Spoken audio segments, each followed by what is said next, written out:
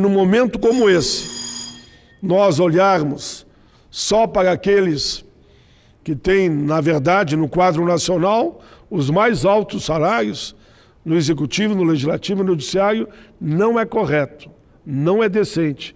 Eu diria que é uma proposta indecente.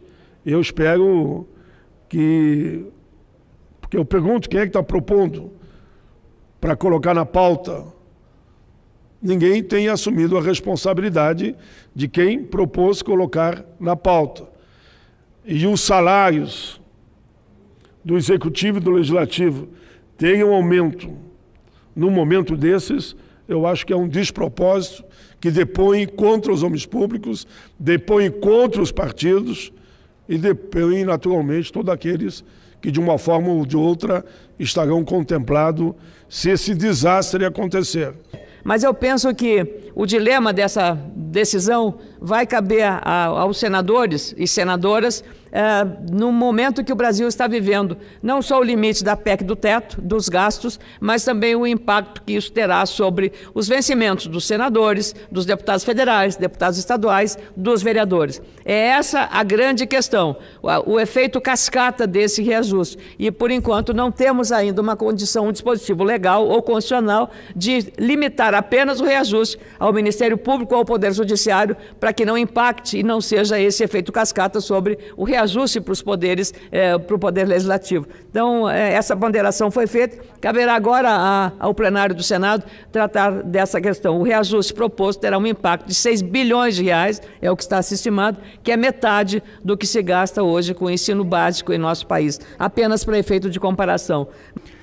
Eu quero registrar aqui, mais uma vez, a minha posição contra esse aumento dos ministros do Supremo Tribunal Federal.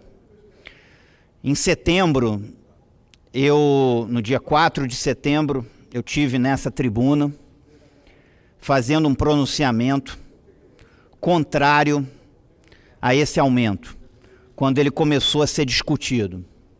Falei hoje na CCJ e volto a falar aqui no plenário. Esse aumento é, na minha opinião, uma verdadeira excrescência, um desrespeito ao contribuinte desse país, aquele que paga impostos nesse país. Não tem como aceitar que se discuta, nesse momento, aumento salarial para ministro do Supremo Tribunal Federal. Fora que esse aumento vai gerar impactos em cadeia. Vai aumentar o teto constitucional do serviço público, vai aumentar os salários do Poder Judiciário nos estados. Então, é absolutamente inaceitável isso. E pior, sequer se mexe nos penduricalhos e nas mordomias que existem no Poder Judiciário. Eu desejo para lhe dar todo o apoio nessa sua fala. Eu votarei contra essa proposta de aumento do teto para os juízes, que se espalhará para os parlamentares e para o Executivo também. Se mandassem para cá uma proposta de aumento do salário mínimo, do piso salarial dos professores, eu ia analisar. Ia ver se tem os recursos, porque também não adianta aumentar mesmo o piso se não houver dinheiro para pagar, e aí estamos enganando. Você aumenta um dia e rouba com a inflação no outro dia. Mas daria para analisar. Aumentar o teto, eu não vou analisar. Não vou analisar se isso custa pouco, porque alguns dizem, mas são tão pouquinhos que no conjunto da dívida pública brasileira isso não vai pesar. É simbólico, além de que custa, quando se espalhar para todos. Mas é simbólico, é uma vergonha, é uma desmoralização das contas públicas, que alguns de nós aqui, o senhor é um deles, sempre lutamos para que elas fossem zeladas. E eu gostaria que a gente fizesse uma outra discussão, a discussão para acabar com os privilégios e com as mordomias que existem nos 3 poderes, no Judiciário, no Executivo e também aqui no Legislativo. Senadora Fátima, mas olha, eu pedi a parte de Vossa Excelência porque hoje pela manhã eu e o senador Paim fizemos uma postagem na internet exatamente sobre isso que Vossa Excelência fala, sobre o aumento do salário para os juízes, para o Ministério Público, e certamente alcançará também os parlamentares Perfeito. do Brasil inteiro.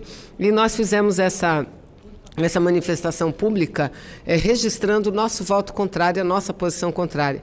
Porque, assim como o senador Paim, eu também, durante o período eleitoral, assumi compromisso, senadora, compromisso em não apoiar essa proposta. E olha que eu nunca deixei de votar a favor de reajustes, de aumento salarial para essas categorias, mesmo porque todos nós sabemos da importância que tem um juiz, da importância que tem um procurador e como eles devam receber um bom salário. Entretanto, o momento em que a gente vive, como diz Vossa Excelência, é um momento diferenciado.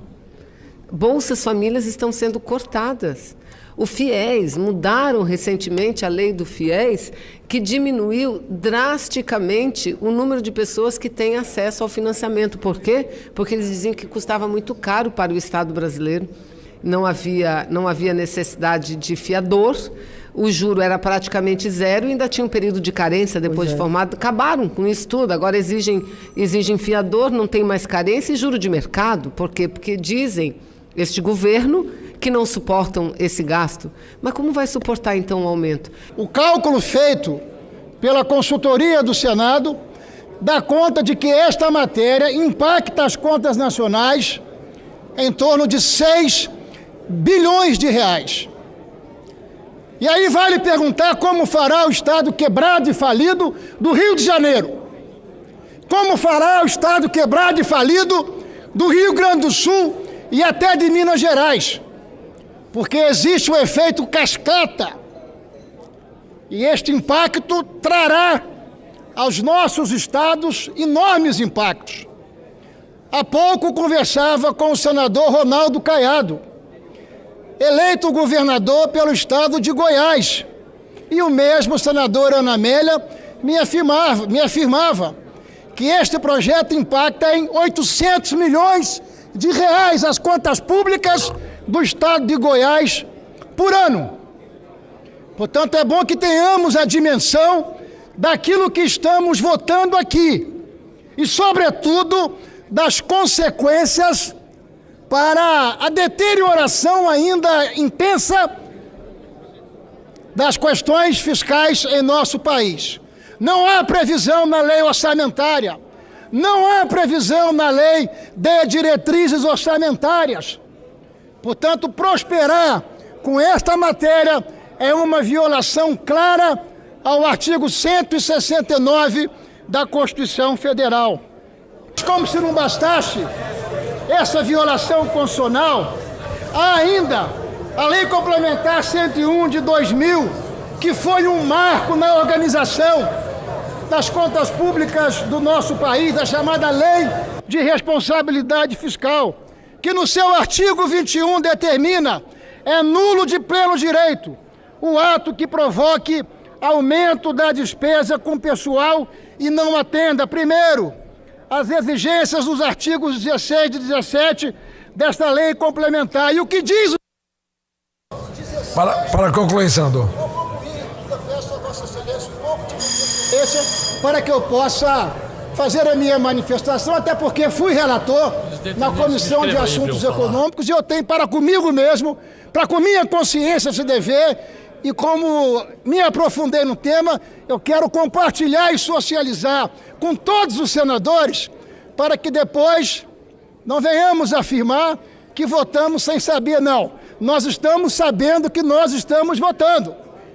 Presidente, por favor, quem é que está fazendo?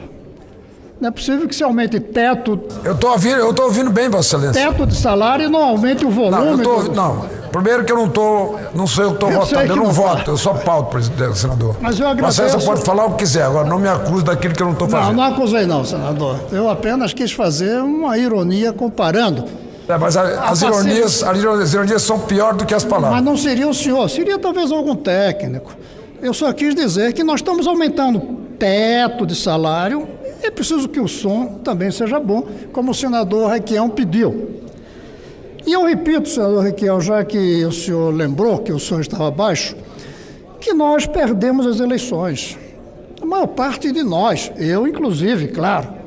E perdemos porque fizemos coisa desse tipo ao longo dos anos, desconectados com o que o povo quer. O povo não quer, senador Fernando, manter penduricalho, ajuda a moradia para quem tem salário no teto, e nem quer que ser enganado dizendo que acabamos o auxílio, incluindo no salário.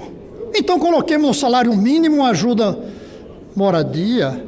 O que nós estamos fazendo, senador, é enganando, incorporando no salário, legalizando uma indecência e ainda mandando para os aposentados também o auxílio moradia, sob a forma de aumento de salário. É por isso que a gente perdeu a eleição. Mas não é só isso. 60 de nós, eu inclusive, votamos pelo impeachment da presidente Dilma, com o argumento que eu estou convencido que eu estava certo, senador Anastasia, e lhe agradeço o relatório, de que ela cometeu irresponsabilidade fiscal. O que a gente está fazendo aqui é uma pedalada explícita. Nem enganando nós estamos. Nós estamos cometendo uma irresponsabilidade fiscal de um tamanho que ninguém sabe ainda qual é. Nós estamos cometendo uma profunda irresponsabilidade com as contas públicas. Vai ver que querem jogar uma bomba no colo do próximo governo. Não votei no Bolsonaro, mas não me esperem colocar bombas para atrapalhar o Brasil, porque o presidente vai ser outro. Não votarei a favor dessa imoralidade. Porteira que passa um boi, passará boiada. Quantos outros abacaxis poderão ser entregues para o governo que iniciará em 1º de janeiro, que ainda nem tem correto conhecimento das contas públicas após estes? Esta pauta é incompatível, é anacrônica com o momento atual. Veja, nós temos um governo que toma posse com uma dívida interna que chega a trilhões. Nós temos um déficit nominal das contas públicas que é um dos maiores da história brasileira. Nós temos estados como Rio de Janeiro, Minas Gerais e tantos outros em situação falimentar. Essa votação é anacrônica com o momento atual do Brasil. É anacrônico, inclusive, com a situação que o governo eleito receberá no Brasil. Nesse aspecto, não há dúvida que eu serei de oposição ao governo que tomará posse no dia 1º de janeiro. Mas eu repercuto aqui o pedido do presidente eleito, em nome do Brasil. Não temos como votar essa matéria. Não temos como votar essa matéria por conta das contas públicas, por conta do Brasil, por conta do disparate que é. Não é verdade que vai se aumentar a despesa do judiciário para o presidente novo Bolsonaro pagar. Não é verdade isso. Porque qualquer que seja a despesa interna dividida no judiciário, o teto será o mesmo. Portanto, nós não estamos aqui discutindo aumento de gasto do poder judiciário. Isso é tecnicamente equivocado. Estamos aqui uma ação contra supersalários. O Senado aprovou. E essa matéria está na Câmara dos Deputados aguardando votação. Falou-se aqui de vinculação de despesa. É verdade. Mas o Senado também votou essa matéria alguns anos atrás, desvinculando o salário do Supremo das outras vinculações internas do Judiciário e do Executivo. Eu queria cumprimentar Vossa Excelência pela coragem cívica de enfrentar esse problema na circunstância, no momento de dificuldade fiscal que nós atravessamos no Brasil e principalmente nos estados federados. Presidente Eudício, eu estava aí sentado no lugar de Vossa Excelência quando em função da circunstância que nós vivíamos, eu paralisei como presidente o reajuste do Judiciário e do Ministério Público. Por que fiz isso, senhor presidente? Porque, de minha autoria, estava tramitando na Casa, e não está mais, agora está tramitando na Câmara dos Deputados, uma proposta de emenda constitucional que acabava com a cascata.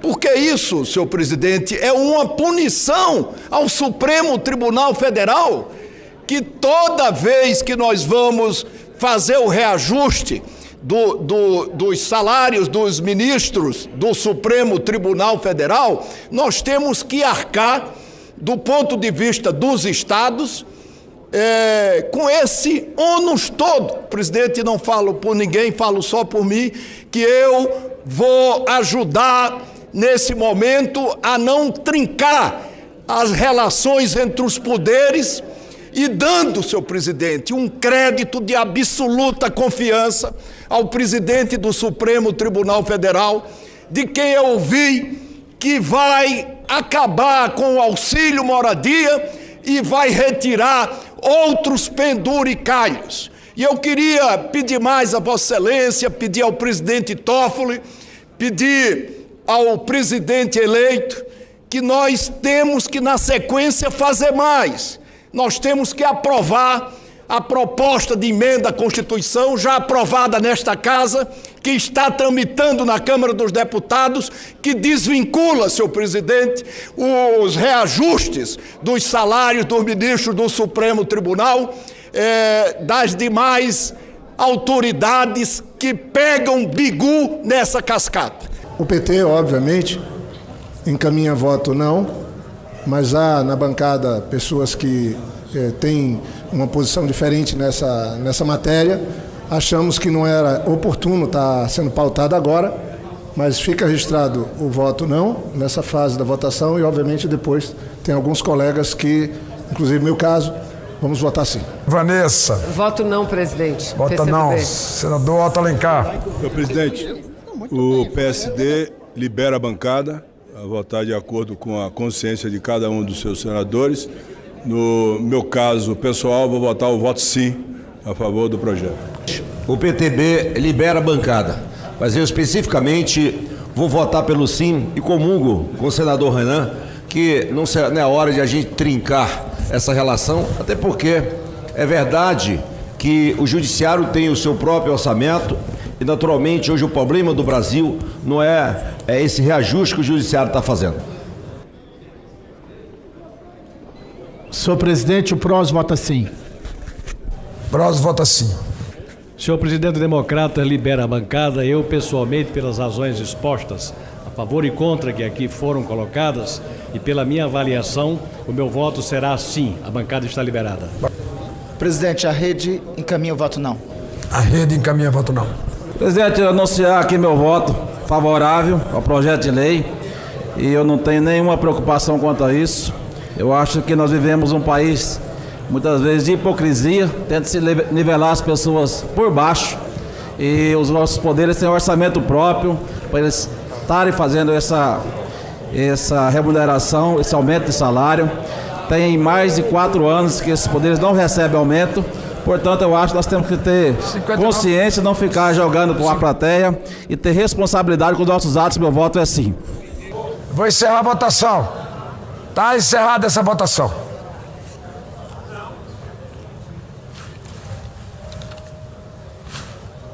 Votaram sim 41 senhoras e senhores senadores, não 16. Uma abstenção. Está, portanto, aprovado o projeto a parecer da comissão diretora, oferecendo redação final. Será publicado na forma regimental. Discussão da redação final. Não havendo quem queira discutir, está encerrada a discussão da redação final.